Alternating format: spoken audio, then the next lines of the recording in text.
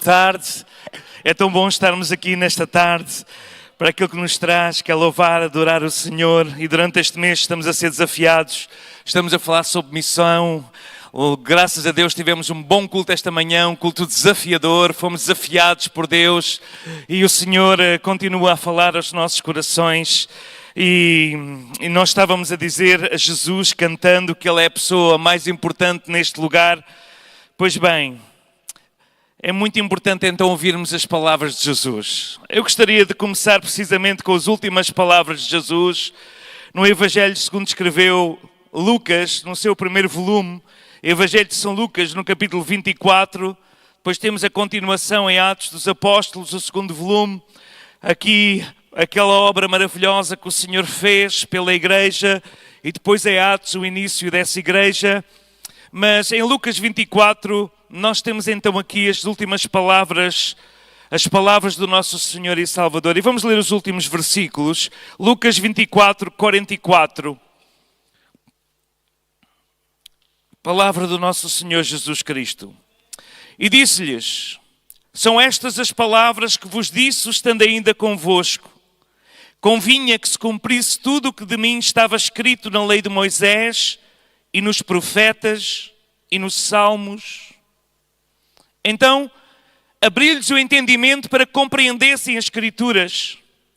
E disse-lhes: assim está escrito, e assim convinha que o Cristo padecesse e, ao terceiro dia, ressuscitasse dos mortos.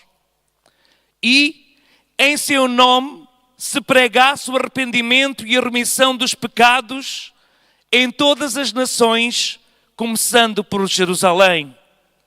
E dessas coisas sois vós testemunhas.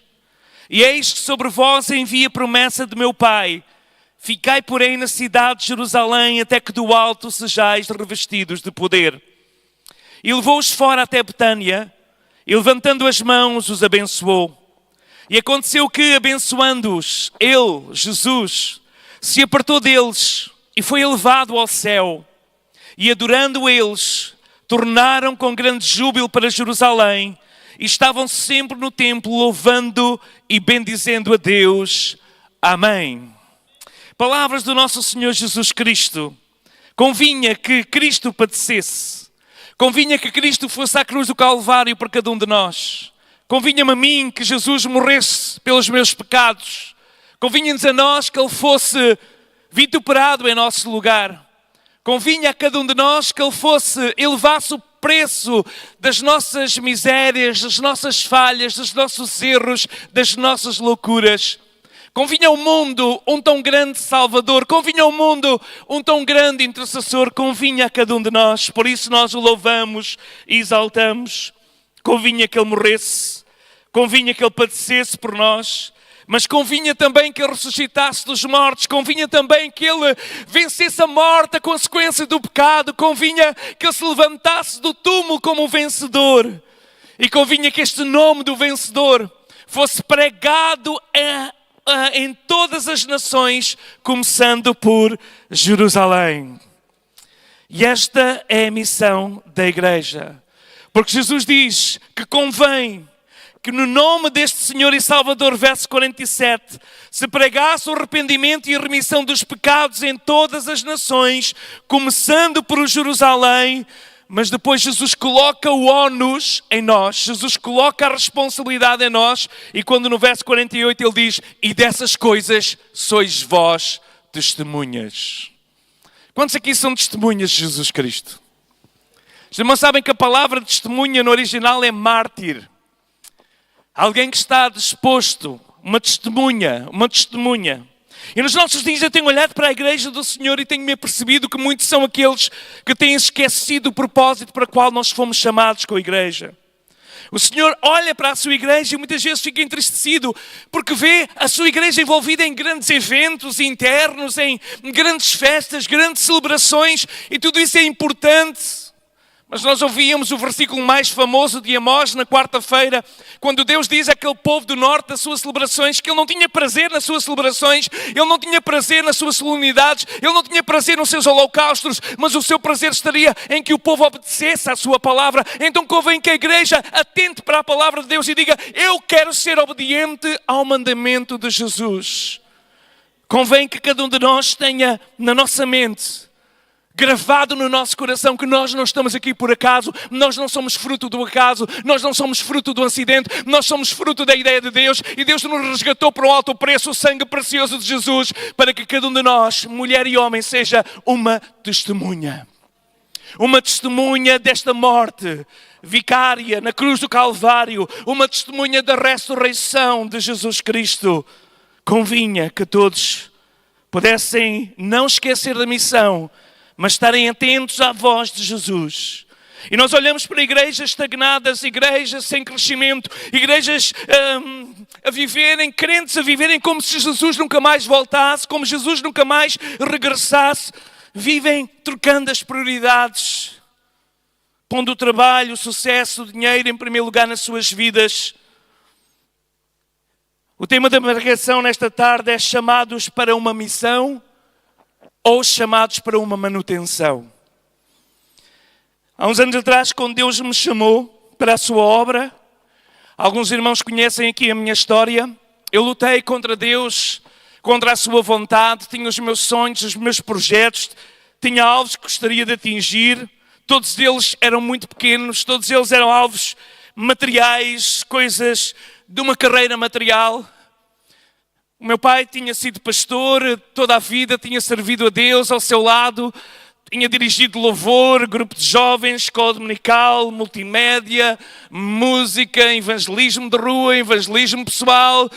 Tinha sido ensinado desde criança a participar nos cultos. Alguns irmãos, quando nos veem mais tarde, dizem: eu lembro-se da sua mãe de tocar o bandolim e vocês, as duas crianças, a cantarem algumas canções, e algumas delas ainda estão aqui gravadas na minha mente, e às vezes à noite estou a dormir e estou a sonhar, quando com crianças nós fomos chamados em Trás-os-Montes, no Minho, depois mais tarde no Alentejo, servimos o Senhor. Mas durante anos eu lutei contra a voz do Espírito Santo no meu coração a dizer: Josué, eu quero-te totalmente, eu quero a tua vida, eu não quero apenas aquilo que sobra, eu quero todo o teu ser, toda a tua vida. Tu foste chamado desde o ventre da tua mãe com um propósito. Eu sabia disso desde os 8 anos, quando ouvi a primeira voz de Deus e fui batizado no Espírito Santo, num culto de fogueira. Eu sabia disso quando fui voltar a ser chamado aos 17 anos numa conferência de desafio jovem.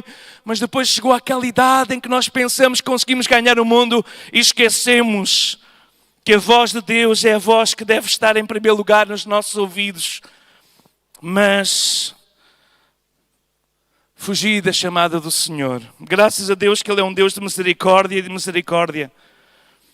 E depois de uma falência, depois da minha vida financeira ter resultado numa falência, numa vergonha, o Senhor me volta a chamar. O Senhor me volta a dar uma segunda oportunidade. Falava aqui esta manhã acerca da satisfação, não poder estar nas coisas materiais. Não vou repetir a mensagem, mas depois podem ouvir na aplicação da igreja. Mas durante anos eu lutei contra a chamada de Deus, e a certa altura, quando Deus finalmente me quebrantou, e quando eu quebrantado, dizendo e sentindo que não merecia estar no ministério, não era digno de estar no ministério, não era digno de usar a palavra do Senhor, não era digno de fazer ministério, foi aí que o Espírito Santo disse: agora sim tu estás pronto. Tal qual Moisés, que quando nos primeiros anos ele pensava que iria salvar e era o libertador do seu povo, e na sua força acabou por ter que fugir para o deserto. E indigno, mas chamado, eu disse ao Senhor: Senhor, eu só te peço uma coisa, Deus, que eu nunca seja encontrado a fazer manutenção da igreja. Porque no dia que eu fizer manutenção, eu tenho de abandonar o ministério. Porque nós não fomos chamados para manutenção. Nós somos uma igreja, nós somos o povo com uma missão. E a nossa missão é alcançar os não alcançados. A nossa missão é levar este evangelho, a ser testemunhas em todos os grupos étnicos, começando em todas as nações, começando pela nossa Jerusalém. Como somos nós conhecidos no meio onde vivemos? Por outros, talvez só alguém com uma religião diferente. Ou somos conhecidos por aquele que somos a luz do mundo. A nossa Marta fazia aqui um objeto no início do culto da manhã, com uma lanterna, depois de apagarmos as luzes, e diz: o Senhor nos tem mandado acender esta luz na cidade, no meio da escuridão da cidade. Deus nos está a chamar para ser luz nesta cidade. O que é que nós estamos a fazer pelo reino de Deus, pela sua igreja? O que é que nós estamos a fazer pelos perdidos que todos os dias caminham para o precipício eterno, para o inferno, sem que alguém lhes fale de tão grande amor e de tão grande Salvador que é Jesus? Nesta hora, eu creio que o Espírito Santo quer acordar a sua eleita, a noiva de Jesus Cristo, a igreja. Nesta hora, o Espírito Santo quer despertar-nos para a urgência da hora. Nós estamos numa missão de urgência, nós estamos numa missão de resgate. Nós não podemos aliviar, porque a responsabilidade está connosco, igreja de Jesus Cristo. Nós não somos chamados para fazer manutenção dos cultos, com adoração, com louvor, ainda que sim, fomos chamados para ser adoradores. Mas até que todas as nações estejam diante do trono, nós temos uma missão. Irmãos, nós olhamos para o que é que significa ser igreja? Igreja vem da palavra grega, todos nós conhecemos eclésia, que significa uma assembleia de gente chamados. Alguém que foi chamado, alguém que foi convocado, alguém que foi nomeado, alguém que foi eleito, alguém que foi chamado para viver fora do mundo, mas para viver para ser luz do mundo. Fomos chamados para a santificação. 1 Tessalonicenses 4:7, Deus não nos chamou para a imundícia, mas para a santificação. Fomos chamados para ser de Jesus, amém? Romanos 1:6, para sermos de Jesus. Fomos chamados para a comunhão, não é? Fomos chamados para a comunhão, 1 Coríntios 1:9, que Ele é Deus, pelo qual fostes chamados para a comunhão do seu Filho. Fomos chamados para a comunhão do seu Filho Jesus Cristo e com o seu corpo, que é a igreja. Fomos chamados, Gálatas 5:13, para a liberdade, porque vós, irmãos, fostes chamados à liberdade. Não useis então de liberdade para dar ocasião à carne, mas servir-vos uns aos outros pelo amor. E fomos chamados para a união, Efésios 4:4, há um só corpo e um só espírito, pelo qual fostes chamados com uma só esperança da vossa vocação. Nós fomos chamados para fora, nós fomos chamados, mas acima de tudo nós somos chamados para continuar a obra de Jesus Cristo. Oh, meus amados irmãos, às vezes eu fico a pensar, como é que Jesus se sente em igrejas que têm potencial? Eu estava no instituto um dia e ouvi a história de uma igreja que tinha uma conta bancária. No instituto houve coisas muito boas e coisas menos boas. Uma conta bancária que ultrapassava 1 milhão e tal. Estava lá, naquela conta. Os irmãos partiam para o Senhor, doavam para a igreja, querendo que a igreja crescesse e fosse mais longe. E eu olhava para aquela igreja não tinha um missionário sequer. Uma igreja com uma conta bancária incrível. Estavam a guardar dinheiro para mais tarde construir um mega templo. Mas uma igreja que não tinha um missionário. Uma igreja que não fazia evangelismo. Era uma igreja assim muito forte, com corais, com vários grupos, com muita. E eu ia lá, sentia-me bem. Tinha um pastor, um grande ensinador, que estava à frente daquela igreja. Mas uma igreja que tinha perdido completamente a noção. Porque a única razão pela qual a igreja está no mundo é por causa daqueles que estão lá fora e que não são igreja.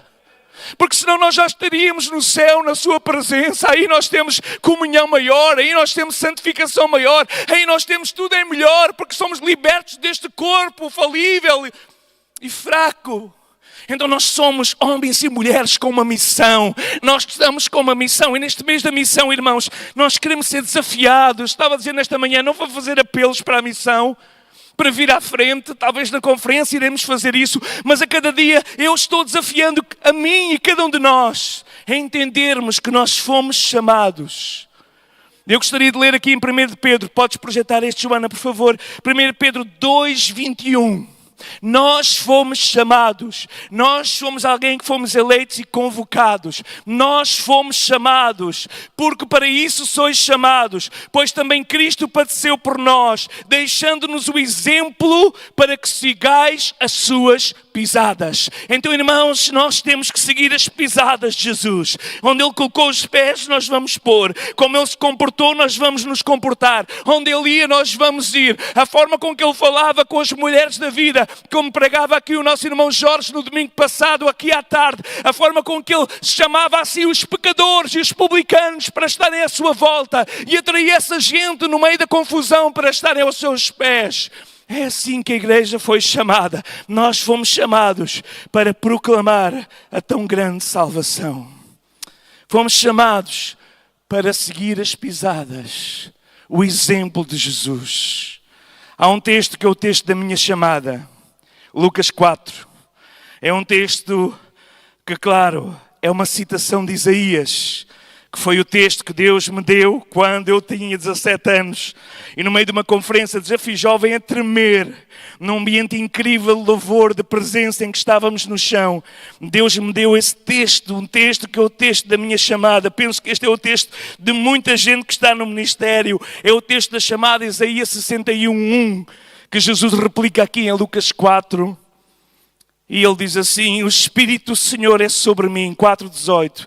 A Lucas 4:18, o Espírito do Senhor, Isaías 61, o Espírito do Senhor é sobre mim, pois me ungiu para evangelizar os pobres, enviou-me a curar os quebrantados de coração, enviou-me a pregoar liberdade aos cativos, a dar vista aos cegos, a pôr em liberdade os oprimidos e a anunciar o ano aceitável do Senhor. É para isso que nós somos chamados, igreja. Nós podemos andar às lutas connosco próprio, com as circunstâncias à nossa volta, ou nós podemos decidir seguir as pisadas de Jesus. Nós podemos decidir abrir o livro de Isaías 61. Eu lembro perfeitamente que eu estava a chorar, eu não conseguia quase falar português. Quando Deus me deu, eu lembro como se fosse hoje. Aleluia, aquele momento em que o Espírito Santo desce sobre mim. Eu me levantei no meio daqueles jovens, sendo eu um jovem ainda adolescente, e disse: o Espírito do Senhor Jeová está sobre mim, porque o Senhor me ungiu para pregar boas novas aos mansos, enviou-me a restaurar os contritos de coração e a proclamar liberdade aos cativos, a abertura de prisão aos presos e a pregoar o ano aceitável do Senhor, a ordenar acerca dos tristes de Sião que se dê louvor, ornamento em vez de cinza. E é isto que o Senhor tem chamado nós, igreja, irmãos. Nós somos chamados. Nós somos chamados.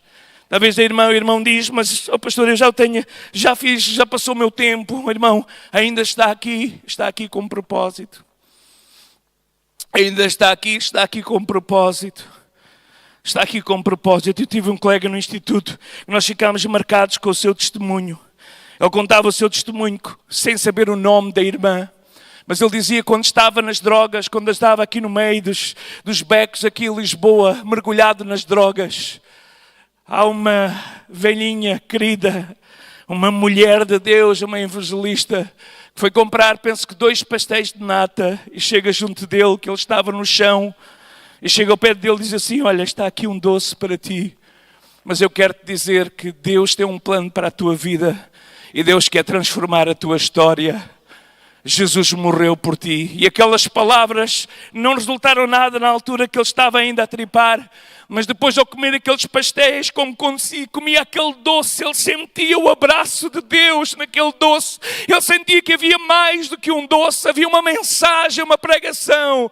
E ele se converteu e se tornou um dos maiores pregadores, das pessoas que eu mais amava ouvir pregar. Que bom que a história continuasse a ser boa. Mas é necessário que alguém se levante nos dias em que estamos a viver e entenda que há muita gente que Deus tem trazido para as nossas ruas, para a nossa cidade, pessoas com quem interagimos, pessoas que trabalham connosco ou pessoas que trabalham para nós, e nós temos que entender que fomos chamados para proclamar a salvação. Era necessário que Cristo subisse ao céu, era necessário que Jesus fosse elevado ao céu para que a sua igreja tomasse o seu lugar. Agora não era mais Jesus, o homem limitado ao tempo, ao espaço, ao metro quadrado que ele ocupava, com os seus 12 ou com os seus 70. Agora é uma multidão que o inimigo tentava perseguir e matar, mas à medida que eles eram espalhados, diz a palavra que os dispersos, tal qual alguém lança os grãos, eles eram espalhados por todo o mundo e levavam a mensagem de um Cristo que morreu em seu lugar, de um ungido que foi escolhido por Deus para pagar o preço dos seus pecados e que Deus o ressuscitou dentre os mortos e que estava à direita de Deus. Era necessário que a igreja subisse ao céu, ou melhor, que Cristo subisse ao céu para a igreja tomar o seu lugar. Cristo não poderia estar hoje aqui conosco, certamente a sua agenda seria grande. Mas o objetivo é que Ele está aqui, através do seu Espírito Santo, e onde qualquer público seja pregado, púlpito seja pregado o Evangelho, aí o Espírito Santo estará para convencer o pecador do pecado. Mas nós temos que abrir os ouvidos e ouvir a voz de Jesus. Mateus 16, 15 e 16, disse-lhe: ide por todo o mundo, pregai o Evangelho a toda a criatura. Quem crer e for batizado será salvo, quem não crer será condenado. Mateus 28, 19, ide, fazer discípulos em todos os grupos étnicos, batizando-os, discipulando-os em nome do Pai, do Filho e do Espírito Santo, e discipulando-os a guardar todas as coisas que vos tenho mandado. E eis que estou convosco todos os dias, até à consumação dos séculos. São chamados não apenas a pregar, mas a explanar, a explicar o plano da salvação, a ensinar, para que os novos convertidos, os novos cristãos, os nossos irmãos, possam receber no seu coração a palavra completa de Deus e possam ver as suas vidas ser transformadas e um dia estarem conosco nos céus. Para nos preparar, para nos capacitar para tal obra, Jesus prometeu, como nós ouvimos lá em Lucas, que nós lemos, e na sequência, no volume 2, Atos 1:8, Jesus então fala com os seus discípulos e ele diz assim: vocês vão receber uma virtude, vocês vão receber um poder, vocês vão receber uma capacitação, vocês vão receber um power, vocês vão receber um dinamite, vocês vão receber uma capacidade. O poder do Espírito Santo vai ser sobre vós mais. Vocês vão receber um batismo com o Espírito Santo. E ali ele estava a dizer: e recebereis a virtude do Espírito Santo que há de vir sobre vós, e ser-me-eis testemunhas tanto na vossa cidade, Jerusalém, como a Judeia, Samaria e até os confins da terra. A causa de muitas igrejas estarem estagnadas, mornas ou até mesmo mortas é porque se têm esquecido de cumprir o propósito para o qual a igreja foi salva e eleita. Tratam da sua manutenção. Irmãos, eu gosto que nós tenhamos um templo agradável. Eu fico muito feliz e quando os irmãos nos visitam e dizem: os irmãos têm aqui um hall de entrada incrível, que bonito, tão agradável estar aqui. Eu gosto de ver os irmãos à volta da mesa a beber um chá, um café, conversarem e terem comunhão. Eu gosto de ver os irmãos que servem na cafetaria com amor e colocam e fazem também lá em casa alguns petiscos para nós comermos. Eu gosto muito de tudo isso, mas irmãos, a única razão pela qual a igreja está na terra, nós não podemos gastar os nossos recursos apenas no nosso meio ambiente, no nosso ecossistema fechado. Nós temos que ir para fora e daqui tem que sair mulheres e homens cheios do Espírito Santo, que vão aos bairros aqui à volta, que vão às cidades e aos concelhos não alcançados do nosso país e que vão até aos fins e confins do mundo, enviados por nós, cheios do Espírito Santo. Porque uma igreja que não faz missão, ela perdeu a sua missão, ela perdeu a sua razão. E um dia entraremos no céu e esses pastores de megas igrejas pensam que vão ter lá uma casa especial. E vão entrar ali e o Senhor Jesus vai-lhes dizer: então, o que é que tu fizeste por mim? Olha, eu li um espaço para 5.000, 10.000, 20.000 pessoas. Nós tínhamos uma cafetaria incrível. Nós até oferecíamos o café às pessoas que nos visitavam. Nós tínhamos um grupo de apoio. Tínhamos grupos pequenos. Nós tínhamos um grupo de apoio para todos os grupos. Nós tínhamos umas boas cadeiras, poltronas, onde toda a gente se sentava. E Jesus vai dizer: então, olha, fica ali no bairro. Fica ali naquele bairro ali. Eu não vou dar aqui a inventar, como é óbvio. E de repente entra aquele missionário como Robert Kelly, por exemplo, que ele teve a vida toda para que se convertesse a primeira pessoa. Ele não conseguia batizar ninguém, os seus discípulos conseguiram batizar. Ele traduziu gramáticas, ele ensinou o inglês àquele povo da Índia, mas ele não conseguia batizar ninguém. Toda a vida se deu de ti sem conseguir ver resultados. Mas porque ele se deu e se doou na missão e na grande comissão, o Senhor vai dizer: bem-vindo, herói da fé. Podes ter ganho uma pessoa, mas essa pessoa ganhou 1000. E tu foste aquele que discipulou a pessoa que ganhou 1000. Às vezes nós olhamos para os nossos irmãos quando os visitamos em casa, já não podem estar connosco por causa da sua saúde. E nós entramos ali e nós somos ministrados de uma forma incrível. Quando nós visitamos essas irmãs e irmãos, às vezes já sem visão, às vezes já na reta final, na fila para o céu, e nós entramos ali e eles dizem: estamos a orar por ti, pastor, nós estamos tanto a orar por ti, para que o Senhor te use, para que a igreja se levante, para que vidas sejam salvas. Oh, é isso que o Senhor espera de cada um de nós. Nós não estamos aqui para criticar porque está frio ou porque está calor, ou porque temos baterista ou não temos baterista. Nós temos é que olhar para dentro de nós e dizer: igreja, acorda. Eu posso ouvir o suor da trombeta já quase no céu. Alguém um dia teve uma visão, diz que Jesus já estava em pé, a se levantar, dizendo: posso ir, Pai, posso ir buscar a igreja. Os tempos estão difíceis, as lutas estão difíceis, posso ir buscar a igreja. E o Pai diz: não, espera aí, há mais uma tribo para ser alcançada, há mais um grupo de pessoas que agora nós conseguimos que através das migrações eles fossem para Portugal e lá não havia ninguém que pregasse, mas agora nós temos aqui familiares que podem falar. Eu estou a preparar e Jesus está ali, e os anjos estão ali com desejo de vir fazer o trabalho porque é a última hora, mas eles têm dado esse acesso porque é a igreja que tem que pregar o Evangelho. E nós só estamos aqui por causa disso, igreja. Não vos escolhestes, não me escolhestes. João 15:16, não me escolhestes vós a mim, mas eu vos escolhi. Eu vos nomeei. Não me escolhestes tu a mim, diz o Senhor, eu te escolhi a ti. Eu coloquei o meu nome na tua vida, para que tu vás e dês fruto, e o vosso fruto permaneça, e então tudo o que pedirdes ao Pai, quando estão no cumprimento da missão, vocês podem pedir, vocês vão, deixa estar, Jesus está a dizer, vocês vão e deixa estar que eu trato do resto, não te preocupes com o resto. Porque é que o diabo traz sempre à tua mente o resto, e a casa, e aquilo, e aquele outro. Tu vais e o Senhor irá velar por ti. O Senhor irá guardar a tua vida, irá abençoar por tudo o que tu pedires no cumprimento da missão. Eu, o Senhor da igreja, assino. Eu sou o teu avalista. Eu sou o teu avalista. Eu sou o teu avalista. Sem cumprir a missão na terra, a igreja estagna, não cresce. Mas muitos pensam que a igreja é um clube. É um clube dos santificados, um clube dos eleitos, uma empresa, uma boa conta será tudo, um bom lobby, sim, boas condições, tudo melhor, ar-condicionado, amém, gostamos disso tudo. Mas se nós não estamos a cumprir a grande comissão, Jesus chora pela sua igreja e diz: porquê que vocês perderam? A razão pela qual eu fui à cruz. Porque é que vocês perderam o sentido de ser igreja? Eu dei a minha vida por vós, eu dei-vos tudo o que é necessário.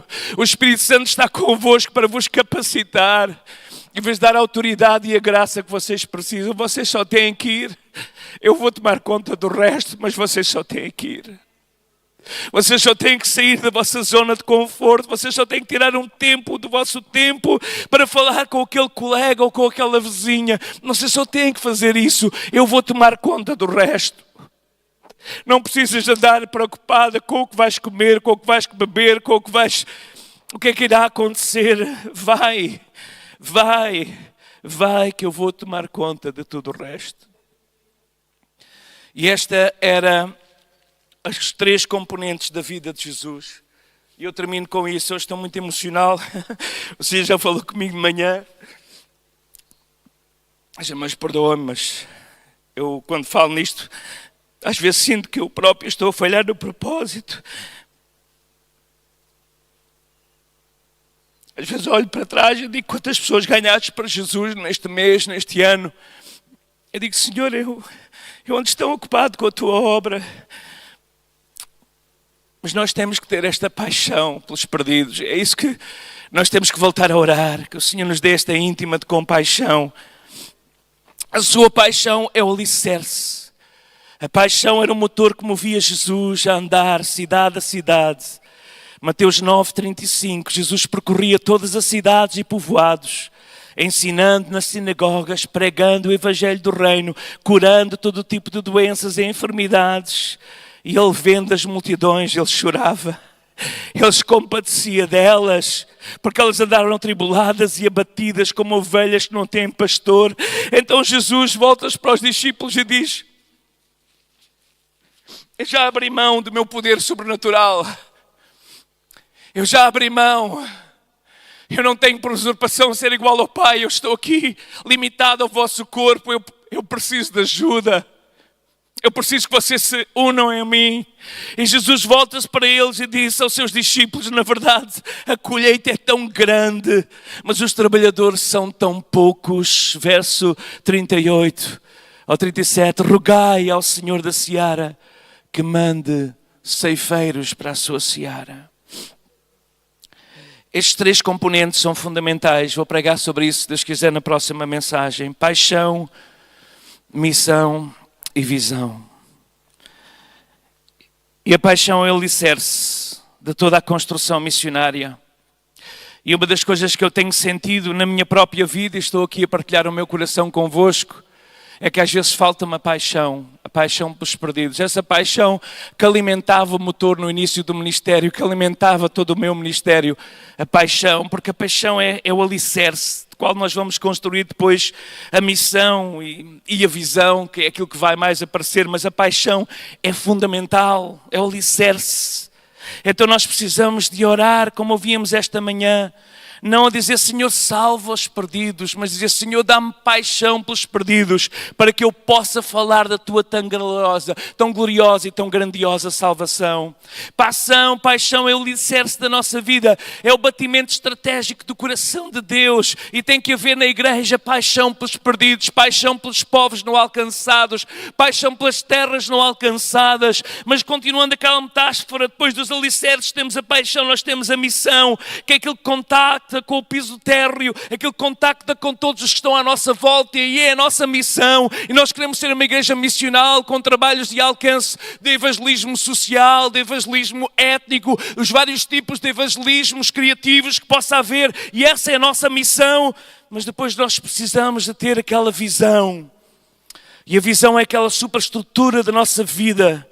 Uma visão lá de cima para vermos, como Jesus diz, levanta os olhos e vê, os campos estão brancos, não digas amanhã se chover, bom, parece que vai chover, hoje não é o dia. Eu recordo-me, irmãos, deixem-me contar esta experiência. Nós estávamos em Lamego a fazer uma campanha com o Jesus é a Resposta, e era um dia de chuva. Era um dia muito nublado, e a Câmara Municipal mandou-nos para uma zona de feiras, e nós chegámos ali e vimos que não havia feira. E numa zona de feira sem feira significa que era um deserto vazio. E nós estávamos ali com o nosso caminhãozinho no meio daquilo, aquilo parecia ali, pior que uma barraca de farturas, era uma coisa tão pequenininha que estava ali. E o pessoal começa a dizer, o pastor, não vale a pena fazer culto, não há aqui ninguém, vais fazer o culto para quê? Ninguém vai ouvir, não há aqui ninguém. Eu digo, não, nós marcamos, nós vamos cantar e clamar. O pessoal estava muito renitente, eu digo, ok, então não é preciso montar o palco, montem só as colunas, e nós vamos cantar e vamos pregar o Evangelho, e nós vamos proclamar que Jesus é a razão e a solução para este bairro da cidade. E eles começaram a tocar, eu lembro perfeitamente, encostaram-se ali à carrinha e estavam a tocar, como quem diz, bom, lá temos que fazer isto, não é? O José está a dizer que tem mesmo que ser. E estavam ali a cantar e a tocar, e de repente, eu nunca mais esqueço, eu penso que já contei isto aqui, estou a ficar velhote a contar as mesmas histórias. Então vem aquela senhora assim, arrastando os pés lá de longe, com um saco grande na mão. Ela vem na nossa direção, não havia ali mais nada, nós podíamos olhar, não havia nada à nossa volta. Ela vem na nossa direção e ela ficou ali em frente ao caminhão. O pessoal ficou assim a olhar uns para os outros. O que é que se passa aqui? Será que ela traz ali uma bomba? Não pensaram nada disso. O que é que se passa aqui? E ela com o saco, ela não levantou os olhos. E a seguir eu pego no microfone e prego como se estivesse ali uma multidão de gente. Aquela senhora de vez em quando levantava a cabeça, mas baixava. Depois eu fiz o apelo, quer entregar a sua vida a Jesus? E ela levantou e disse, eu quero. E ela entregou aquela vida a Jesus. E no dia seguinte ela trouxe a sua filha ao culto. E no outro dia trouxe mais família. E aquela semente que parecia que não valia a pena todo o esforço, foi alguém que Deus usou para começar ali um movimento e começar ali algumas pessoas conhecessem Jesus. Então não digas, mas só uma pessoa. Uma pessoa. Uma pessoa tem 40 amigos no mínimo. Pessoas com quem se relacionam diariamente, pessoas que são família, que são colegas de trabalho. Uma pessoa salva, cheia do Espírito Santo, com fogo por Jesus, pode incendiar uma empresa inteira, no bom sentido, entenda-se, em termos do Evangelho. Pode mudar a história de uma família. Uma pessoa convertida a Jesus, nascida de novo, é um potencial transformador. Porque a maior parte de nós já não temos sequer amigos que não são crentes. Eu tenho um dos meus melhores amigos que faz segunda-feira, assim, 49 anos. E eu ando aqui a preparar-me para ligar, já não ligo há anos. Mas apareceu lá na minha agenda antiga. E digo assim, o que é que eu vou dizer? O que é que eu vou lhe dizer? Como é que eu lhe vou falar? Como é que eu vou abordar acerca dessa mensagem? Porque eu sei que ele já experimentou muita coisa na vida. Mas só Jesus pode transformar a sua história e a sua vida. Então pergunta-te a ti mesmo, será que eu tenho ainda paixão? Ainda existe alguma reserva, paixão? Se não tens, então vai aos pés do Senhor. Deus é amor. E pede ao Senhor que coloque no teu coração compaixão pelos perdidos. Quais são as minhas responsabilidades? Qual é a minha missão? Eu não posso calar, eu não posso deixar de falar daquilo que tenho visto e ouvido. Jesus Cristo transformou a história da minha vida, da minha família. Eu não posso deixar de contar a história da minha vida.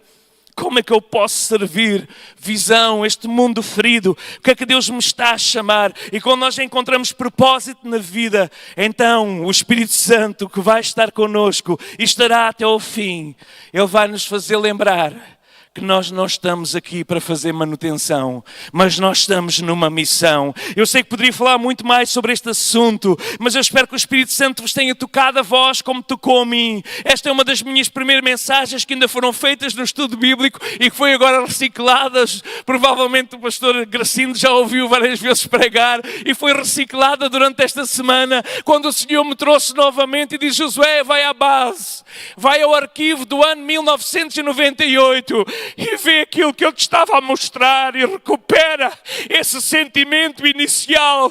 Não deixas que o mundo roube a tua paixão, a tua energia, o teu fervor por ver a obra do Senhor, mas confia que o Senhor que esteve contigo no primeiro momento, Ele estará até os últimos dias, porque Ele vai estar connosco até que um dia nós possamos, no abrir e fechar de olhos, nos encontrarmos diante deles. Eu espero que o Senhor vos tenha tocado a vós como tocou a mim. Que é tempo de mudarmos, é tempo de olharmos para a palavra como regra da nossa vida e como igreja cumprir a nossa responsabilidade.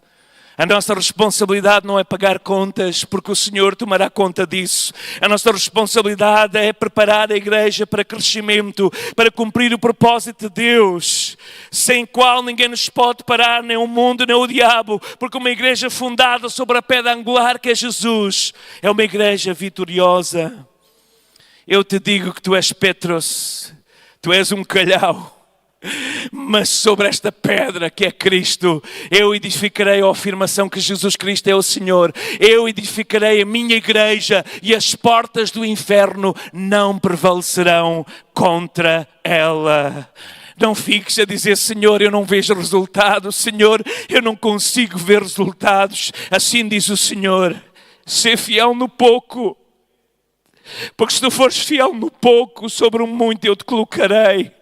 Mas ser fiel à visão, ser fiel à chamada, recupera aquele fogo inicial que um dia sentiste na tua alma e no teu coração. E se não podes ir, ora. Se não podes ir, ora, contribui para aqueles que vão, porque quão formosos são sobre os montes os pés daqueles que anunciam as boas novas, daqueles que fazem ouvir a paz, daqueles que anunciam o bem, daqueles que fazem ouvir a salvação e que dizem: o teu Senhor reina. Aleluia. Vamos ficar em pé na presença do Senhor. Talvez alguns irmãos aqui nesta tarde tenham vindo aqui ao culto à espera de ouvir uma mensagem a dizer que são muito queridos e são pelo Senhor. Talvez uma mensagem de consolo, de conforto. Mas aquilo que o Senhor tem colocado no meu coração é dizer-te o seguinte, minha querida irmã, meu querido irmão. Tu não estás aqui para sobreviver o resto dos teus dias. Quando Deus tem um plano de vivência e de vida e semear vida à tua volta. Tu podes escolher calar a tua voz, tu podes escolher dizer que passou o teu tempo, mas enquanto estiver sobre a face da terra, é a tua responsabilidade de fazer um discípulo, alguém que possa continuar e ocupar o teu lugar. Esse alguém pode ser um filho, um neto, um sobrinho, um amigo, um colega, um novo convertido que tu trazes e não largas mais enquanto ele não tiver a ganhar outras tantas pessoas para Jesus. Mas nós fomos chamados para fazer discípulos nesta hora difícil. A maior parte de nós não quer misturar a nossa vida com as pessoas. Queremos vivê-la isolado, sem que os outros saibam o que se passa dentro da nossa casa. Mas assim diz o Senhor, nós fomos chamados para partilhar a vida. Nós fomos chamados para partilhar Cristo. Nós fomos chamados para ensinar aqueles que são e que estão a começar connosco a seguir as pisadas daquelas mulheres solteiras que vieram da Suécia para ensinar música e canto, aquelas meninas e meninos que se juntavam na escola dominical, daqueles casais que vieram e deixaram a sua família, os seus pais, para virem para Lisboa, para que no meio daquelas crianças que vinham da província, pudessem ouvir que havia um plano maior para a sua vida. Seguir as pisadas daqueles que se entregaram, não tendo dinheiro, não tendo nada, mas entregaram a sua vida ao serviço do Senhor e disseram: eu irei, eu obedecerei, eu serei a tua voz. Eu serei a tua voz. E o Senhor quer chamar no nosso meio uma geração comprometida com Ele. Nós neste culto da tarde temos a geração dos pais, a geração dos avós, a geração daqueles que sentem às vezes que já deram tudo e que não têm mais energia para dar. Mas o que seria se nós conseguíssemos juntar a maturidade, a experiência dos mais velhos à energia dos mais novos? O que seria se os mais velhos conseguissem passar estas histórias com paixão à geração seguinte? A igreja se multiplicaria dia após dia, porque nós fomos chamados todos, não para estar num campo de férias, mas fomos chamados para estar num campo de batalha. Alguns estão, de facto, na logística, a abastecer aqueles que estão atrás, a suportar as mãos daqueles que estão na frente. Mas todos nós estamos numa batalha espiritual para arrancar das trevas aqueles que estão a caminhar pelo inferno. Deixa que Deus incendie novamente o teu coração. Deixa que Deus incendeie novamente o teu coração. Igreja Assembleia de Deus Lisboa, lembra-te de onde tu caíste e volta para o primeiro amor. Volta para o primeiro amor. Volta para o primeiro amor. Quando nós dizíamos: Senhor, eu darei a minha vida por Ti, eu irei onde Tu me enviares, eu obedecerei à Tua voz. No nome de Jesus, levanta as tuas mãos e deixa que eu termine com uma oração. Quem ainda tem mãos para oferecer ao Senhor, não precisa levantar muito alto, se não tem energia, mas levante só um pouco. Ainda tens as mãos para oferecer ao Senhor. Eu vou orar agora no nome de Jesus. Que essas mãos sejam mãos que abençoam. Mãos que vão ser mãos cuidadoras. Mãos que vão ser mãos que levantam e que vão buscar aqueles que caíram na caminhada e que estão desapontados com líderes e com pessoas e com igrejas e até mesmo com Jesus. Mas as tuas mãos serão usadas para levantar esses caídos e para os encaminhar de volta para o caminho da glória. Pai, no nome de Jesus, eu oro por estas mãos do teu povo, que é a tua igreja neste lugar. Eu oro por uma nova unção do Espírito Santo que deixa sobre cada um. Unção que nos faz chorar quando ouvimos notícias de gente que é maltratada, de gente que é abusada. Unção que nos faz chorar quando vemos os imigrantes se amontoando numa casa ou num quarto. Unção que nos faz chorar por aqueles que caminham para a eternidade sem conhecer a Jesus. Eu oro que essas mãos serão ungidas pela unção do Santo. Mãos que vão curar enfermos. Mãos que vão saciar a fome de famintos. Mãos que vão trazer calma a crianças que não sentem o amor dos pais